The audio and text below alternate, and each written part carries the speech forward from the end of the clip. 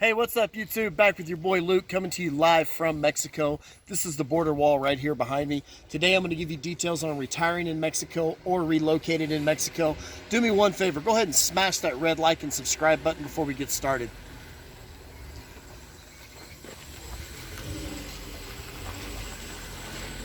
Okay guys, I'm actually coming to you right now from Tecate, Mexico, from the border wall. This is Tecate, Mexico, where I'm standing, and right across this border wall, that's San Diego County right there. Now, Tecate is located about 45-minute drive from San Diego on Highway 94. So once you cross the border here, it takes you about 45 minutes to get into San Diego. Guys, if you're thinking about retiring in Mexico, Tecate would be a great place to do it. There's also literally thousands of people every day that live in Mexico. They live here in Tecate. They rent a big, nice house for $300-400 a month, and they work in San Diego. Basically, they're making dollars in San Diego, and then they're bringing their money back to Mexico, and enables them to live a whole lot better of a lifestyle than they could live in Southern California, paying $2,000 a month rent. It's a great town, and it's only 45 minutes from San Diego.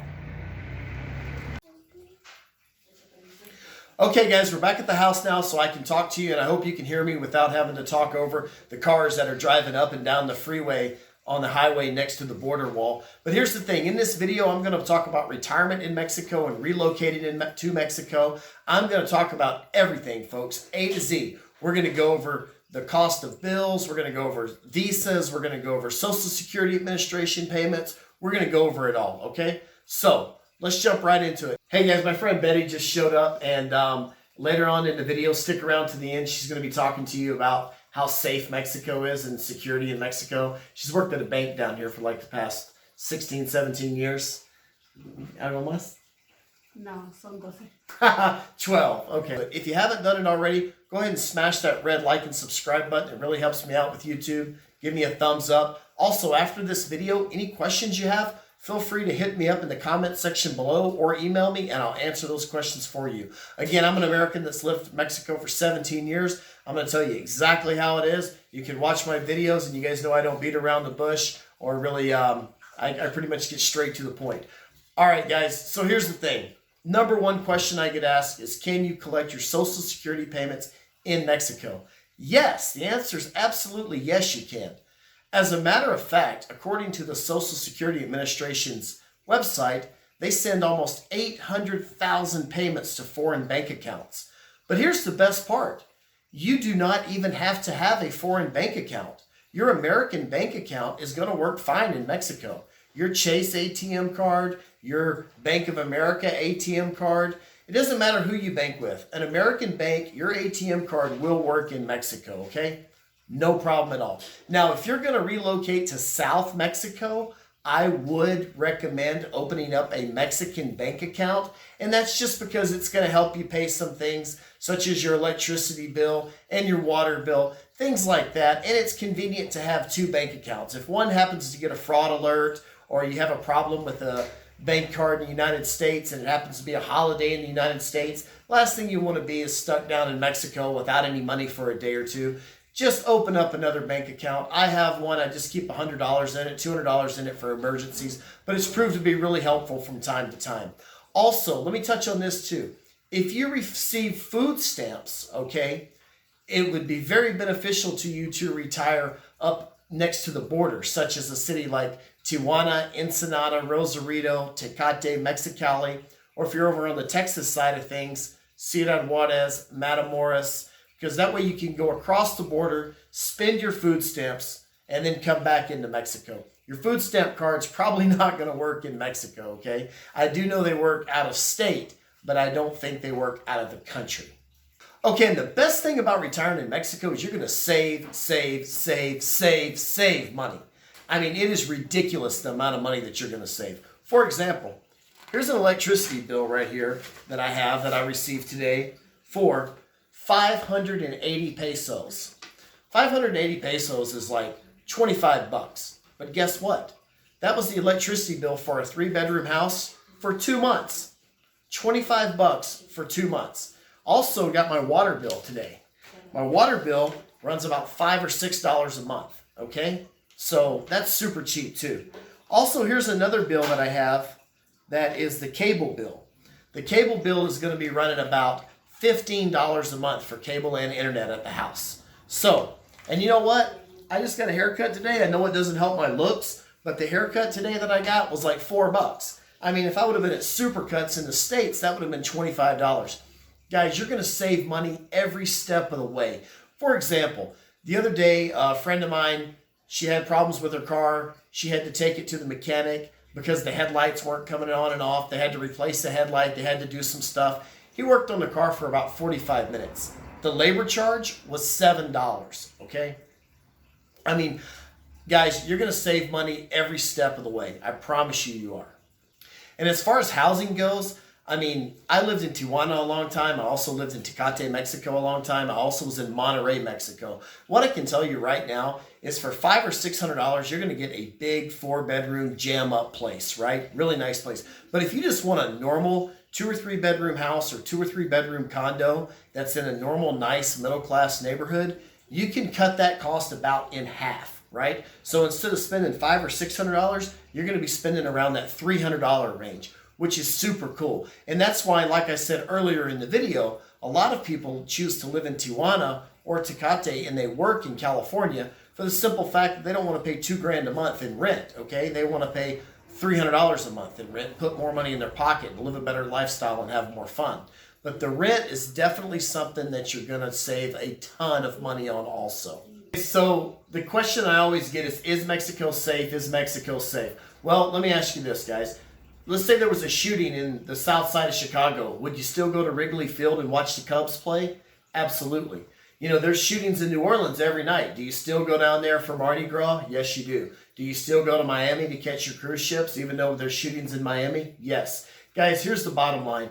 In Mexico, if you don't go looking for trouble, trouble's not going to find you. I've been down here 17 years, and I can tell you almost without fail, every time something happens, it's cartel related. But guys, it's cartel, inter-cartel. It's not, you know, but trust me, the drug cartel is not waiting for an American tourist to walk across the border. They've got bigger fish to fry, okay? I'd also like to make a point. There has never been not one school shooting in Mexico, period. I don't know how many school shootings we have in the United States, but we don't have them here in Mexico, okay? So Mexico, any city in Mexico is going to be just like any city in the United States, all right? If you're looking for trouble, you're going to find trouble. Let me touch on one other thing too. A tourist did get robbed crossing the border in Nogales, Arizona, heading to Puerto Penasco, Mexico. He had $1 million condo in Puerto Penasco, Mexico. He was driving a $200,000 Prevost bus, pulling a Hummer. Okay? Presidential Rolex. Wife's got the big diamond rock on. Come on, guys. Don't be that stupid, okay? Just be smart. And, you know, I know Betty's worked at the bank for like 12 years, and they told, let me ask her a question in Spanish because she's embarrassed to speak English right now. De todos los bancos en Tecate, Tijuana, todos los de Banco Mer, ¿sabes uno que fue robado? Sí, Una ¿cómo vez. se supone eso ahí? Pero eso fue la única robo de banco en Tecate aquí en 12 años. ¿O cuántos son, por ejemplo? De nosotras sí. Y So. 2 veces fue robado. Yeah. All right. So in the 12 years of all their locations here in Tecate, Mexico, the bank got robbed 2 times. Okay. I mean, that happens in the States. It's not that big of a deal, you know. And I'm just putting it to you straight. I myself, I've partied. If you've watched my other YouTube channel, you know that I've partied in Zona Norte. I've partied in strip clubs every night, in Cancun every night. And I've never so much as heard gunshots or seen a firearm anywhere. And I've partied hard with not the best crowd, okay? So, ¿algo más que quieres decir en inglés? No. Me da vergüenza. Take it easy, guys. You're good. Take care. Another question that I get asked all the time for people is, can I drive my American car into Mexico? And the answer is absolutely yes, you can. Now, if you're going to be close to the border area, anywhere along the Mexican border, if you're in what's called the frontera or the border area zone, you're going to be able to drive your American car into Mexico with no problem at all. They're not going to require any special permits, any special insurance, although I do recommend that you buy insurance that is good for Mexico. If you're going to be driving in Mexico, nothing is required for you to do that as far as special permits and things of that nature. Now, if you decide to take your car on down to South Mexico, such as Cancun, Mexico, Monterrey, Mexico, Mexico City.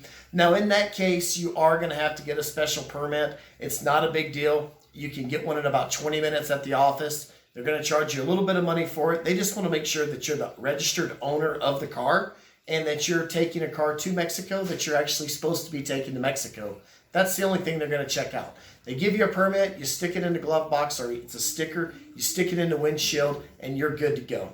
Guys, I also want to touch on what I call the second economy in Mexico. I'll never forget 4 or 5 years ago, I was in the Mayan Riviera at a 5-star hotel, and this place was a very luxurious, very expensive resort, and they're selling condos there, and they're asking like $1 million for these condos. And then if you ate at the buffet for just one person was like $60, okay? But if you left the resort and you really went across the street, there you could buy a house. Now, obviously the house wasn't a beachfront house, okay?